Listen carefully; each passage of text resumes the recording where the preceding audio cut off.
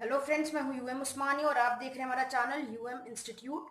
और आज की वीडियो में हम लोग पढ़ने जा रहे हैं process cost accounting. Process cost accounting पर पहले भी हम कई वीडियोस बना चुके हैं। और जो हमारा लास्ट वीडियो थी वो नॉर्मल वेस्टेज, एबनॉर्मल वेस्टेज और एबनॉर्मल इफेक्टिवनेस के टॉपिक पे थी। तो लास्ट वीडियो में हमने आपको इसी टॉपिक पर एक क्वेश्चन सॉल्व कराया था। क्वेश्चन में हम लोगों ने पढ़ा था कि हम लोगों को प्रोसेस कॉस्ट अकाउंट बनाने थे और प्रोसेस कॉस्ट अकाउंट के साथ साथ normal wastage account, abnormal wastage account और एबनॉर्मल इफेक्टिवनेस अकाउंट बनाना था। तो हम लोगों ने अपनी लास्ट वीडियो में 3 प्रोसेस अकाउंट यानी प्रोसेस ए, प्रोसेस बी और प्रोसेस सी का अकाउंट प्रिपेयर कर लिया था और सारे आंसर्स भी कैलकुलेट कर लिए थे। तो तीनों प्रोसेस अकाउंट बनाना अगर आपने नहीं सीखा है तो आप मेरी लास्ट वीडियो देखकर सीख सकते हैं। तो इस क्वेश्चन पर हम लोगों ने क्या किया था, ये जो क्वेश्चन था इस पे प्रोसेस अकाउंट भी बनाने थे और वेस्टेज अकाउंट भी बनाने थे। तो प्रोसेस अकाउंट लास्ट वीडियो में बना लिए थे। आज की वीडियो में हम लोग क्या करने वाले हैं, आज की वीडियो में हम लोग नॉर्मल वेस्टेज अकाउंट बनाएंगे, एबनॉर्मल वेस्टेज अकाउंट बनाएंगे और एबनॉर्मल इफेक्टिवनेस अकाउंट बनाएंगे। तो स्टार्ट करते हैं वीडियो और नॉर्मल वेस्टेज अकाउंट सबसे पहले प्रिपेयर करते हैं। वेस्टेज अकाउंट का फॉर्मेट सेम रहेगा। हेडिंग हमने डाल दी है नॉर्मल वेस्टेज अकाउंट। अपने पेज को बीच से 2 पार्ट में डिवाइड कर दिया है। ये हमारा डेबिट साइड है और ये है क्रेडिट साइड। सेम कॉलम बने, डेबिट साइड पे पर्टिकुलर यूनिट एंड अमाउंट और क्रेडिट साइड पर भी पर्टिकुलर यूनिट एंड अमाउंट। तो यहाँ पर हम क्या करेंगे, डेबिट साइड पर जिस भी प्रोसेस में नॉर्मल वेस्टेज हो रहा होगा उस प्रोसेस का हमें नाम लिखना है। ठीक है। और उसके बाद उससे जितना भी अमाउंट रियलाइज हो रहा है उसे क्रेडिट साइड पर बाय कैश के नाम से हम लिखते हैं। तो सबसे पहले हम चेक करते हैं कि किस प्रोसेस में कितना नॉर्मल वेस्टेज हो रहा है। सबसे पहले हमारे सामने प्रोसेस ए अकाउंट है। प्रोसेस ए अकाउंट में नॉर्मल वेस्टेज 250 यूनिट का है और इससे रियलाइज हुआ है 500। यहाँ पर कोई कॉस्ट नहीं दी थी, जितना रियलाइज हो रहा है वो अमाउंट दी थी।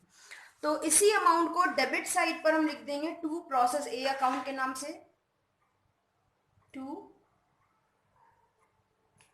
Process A account.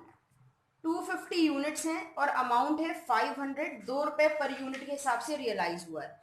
और क्रेडिट साइड पर इसको लिख देंगे बाय कैश के नाम से, बाय कैश अकाउंट। ब्रैकेट में आप मेंशन कर सकते हो प्रोसेस ए। 250 यूनिट्स है और अमाउंट है 500। अब देख लेंगे प्रोसेस बी में कितना लॉस हो रहा है। प्रोसेस बी में हमारा नॉर्मल वेस्टेज 450 यूनिट्स का है। 2.5 पर यूनिट रियलाइज हुआ है तो 1125 रुपए मिल गए।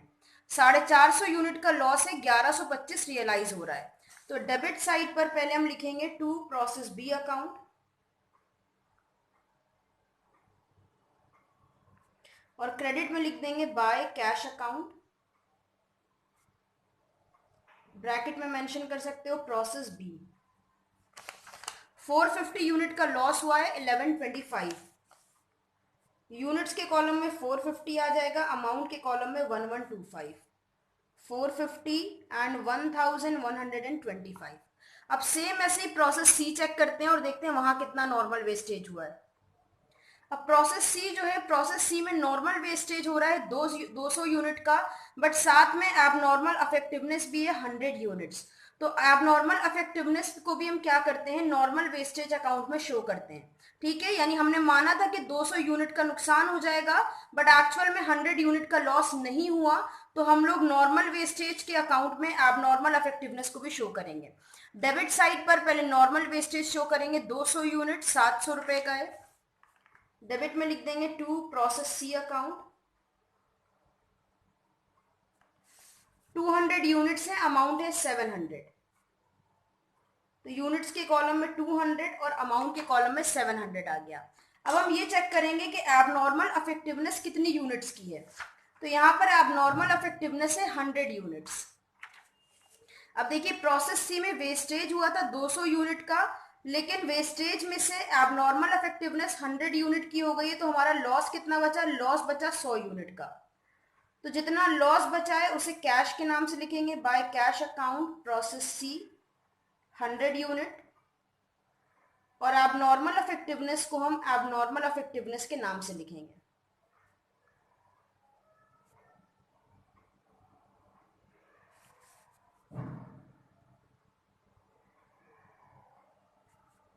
Hundred units.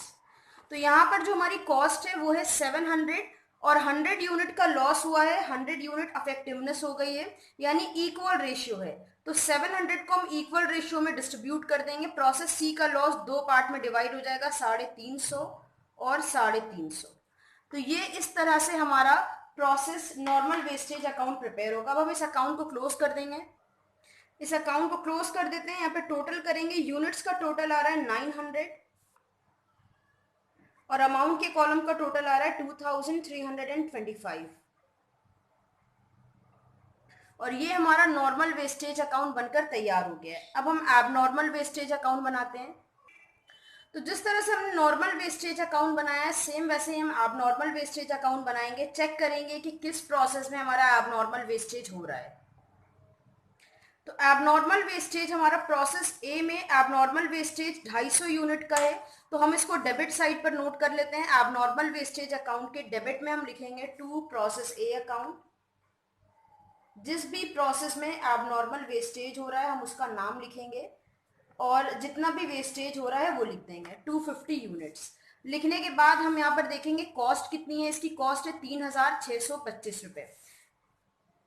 तो 3625 एबनॉर्मल वेस्टेज की हमारी अमाउंट आ गई। अब प्रोसेस बी को चेक करेंगे, या पहले हम प्रोसेस ए अकाउंट क्लोज कर लेते हैं। तो जितना भी लॉस हो रहा था वो यहाँ पर तो 250 यूनिट जो है ये इसकी कॉस्ट दी हुई है, तो कॉस्ट को हम लोगों ने डेबिट में लिख दिया। अब हम ये देखेंगे कि हम लोगों का जो सेल ऑफ स्क्रैप है उसकी क्या वैल्यू थी, क्योंकि क्वेश्चन में जो सेल ऑफ स्क्रैप की वैल्यू थी उसी पर हम यहाँ पर एबनॉर्मल वेस्टेज को बाय कैश के नाम से लिख देंगे। क्रेडिट में लिखेंगे बाय कैश अकाउंट। 250 यूनिट्स हैं और जो भी हमारी सेल ऑफ स्क्रैप होगी उसी को हम रियलाइजेबल वैल्यू मान लेंगे कि इतना हमारे यूनिट से रियलाइज हो जाएगा। तो क्वेश्चन देखते हैं। क्वेश्चन में हमारे देखिए, क्वेश्चन हमारे सामने, इसमें प्रोसेस ए में सेल स्क्रैप वैल्यू दिया था पर यूनिट 2 रुपए। तो प्रोसेस ए में 2 रुपए पर यूनिट स्क्रैप से रियलाइज हो रहा है, तो इसको हम ले लेंगे यहाँ पर 2 रुपए पर यूनिट। 250 मल्टीप्लाई बाय 2 ये आ जाएगा 500। तो डेबिट साइड पर हम प्रोसेस के नाम से इसकी जो कॉस्ट होगी वो रिकॉर्ड करेंगे और क्रेडिट साइड पर हम क्या करेंगे, जितना रियलाइज हो रहा है वो वैल्यू नोट करेंगे। अब हम प्रोसेस बी की तरफ चलते हैं। प्रोसेस बी में हमारा अब नॉर्मल वेस्टेज हो रहा है 50 यूनिट का और कॉस्ट है 1286। तो डेबिट में हमने प्रोसेस बी का नाम डाला, टू प्रोसेस बी अकाउंट। और प्रोसेस बी में हमारा एबनॉर्मल वेस्टेज 50 यूनिट्स का था, तो यहाँ हम लोगों ने 50 यूनिट्स लिख लिया है और उसकी कॉस्ट थी 1286, तो यहाँ हम लोगों ने 1286 लिख लिया है। अब इसको क्या करेंगे, प्रोसेस बी की जो भी स्क्रैप वैल्यू होगी उसे लिख लेंगे बाय कैश के नाम से 50 यूनिट्स। तो चेक करते हैं क्वेश्चन में। क्वेश्चन में जो प्रोसेस बी है इसकी स्क्रैप वैल्यू दी है 2.5 पर यूनिट।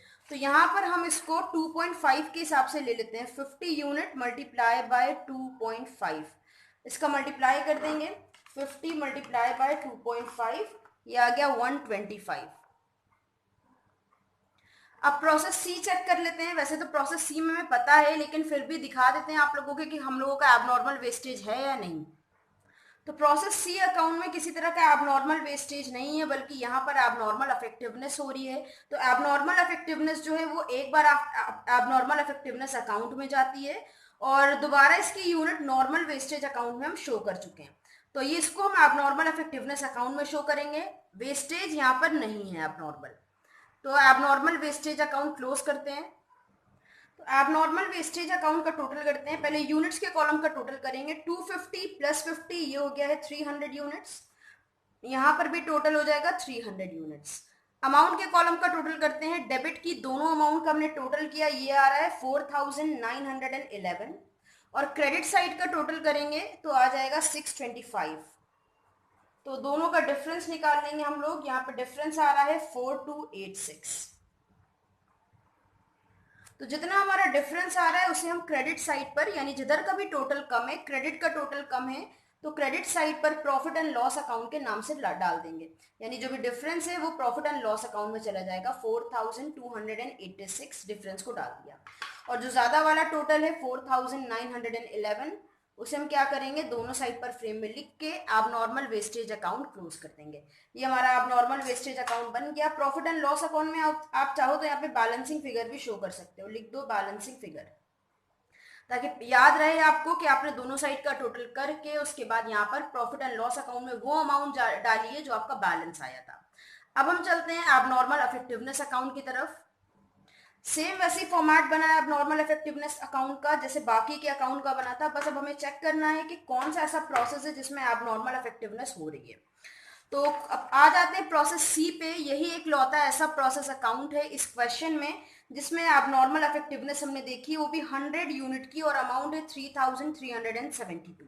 तो इसे हम क्या करेंगे, जितनी भी हमारी एबनॉर्मल इफेक्टिवनेस है इसे हम एबनॉर्मल इफेक्टिवनेस अकाउंट के क्रेडिट साइड पर लिख देंगे उस प्रोसेस का नाम जिस प्रोसेस में इफेक्टिवनेस आई है। तो 100 यूनिट्स की इफेक्टिवनेस आई है और अमाउंट कितनी है 3372। ये आ गई है एबनॉर्मल इफेक्टिवनेस की कॉस्ट 3372, ये हमने लिख दिया। लिखने के बाद हम क्या करेंगे, अब हम ये देखेंगे कि हमने नॉर्मल वेस्टेज अकाउंट में कितनी अमाउंट डाली है। जितनी डाली होगी वो डेबिट साइड पर नॉर्मल वेस्टेज अकाउंट के नाम से डाल देंगे टू नॉर्मल वेस्टेज अकाउंट। तो नॉर्मल वेस्टेज अकाउंट जो हमारा है इसमें आप नॉर्मल इफेक्टिवनेस 100 यूनिट गई है, 350 इसकी अमाउंट है। तो इतनी ही अमाउंट हम वहां पर शो करेंगे, 100 यूनिट्स और 350। अब हम क्या करेंगे, दोनों साइड का टोटल कर लेंगे और इस अकाउंट को क्लोज कर देते हैं और जितना भी हमारा बैलेंस बचेगा उसे हम प्रॉफिट एंड लॉस अकाउंट में डाल देंगे। तो 100 यूनिट्स हैं, टोटल यूनिट के कॉलम कट तो सेम है। यहाँ पर अमाउंट है 3372 और यहाँ पर है 350। तो दोनों का डिफरेंस निकालते हैं। 3372 में से माइनस कर देंगे 350, ये हमारा बच रहा है अमाउंट 3022। तो जितनी अमाउंट बचेगी उसे हम to profit and loss account के नाम से लिख देंगे 3022 और ब्रैकेट में मेंशन कर देंगे बैलेंसिंग फिगर।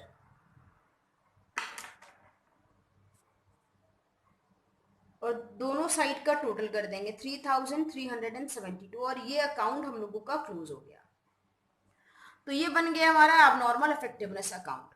तो उम्मीद है कि आज की वीडियो में नॉर्मल वेस्टेज, एबनॉर्मल वेस्टेज और एबनॉर्मल इफेक्टिवनेस अकाउंट आपको अच्छे से समझ में आया होगा। नहीं समझ में आया है तो कमेंट में बता देना, हम एक वीडियो और अपलोड कर देंगे इस पर। फिर भी किसी टॉपिक में डाउट हो तो कमेंट में बताना। चैनल पे नए हो तो सब्सक्राइब करना, वीडियो पसंद आई हो तो लाइक और शेयर करना। फिर मिलते हैं एक नई वीडियो के साथ। हमारे साथ जुड़े रहने के लिए और वीडियोस को देखते रहने के लिए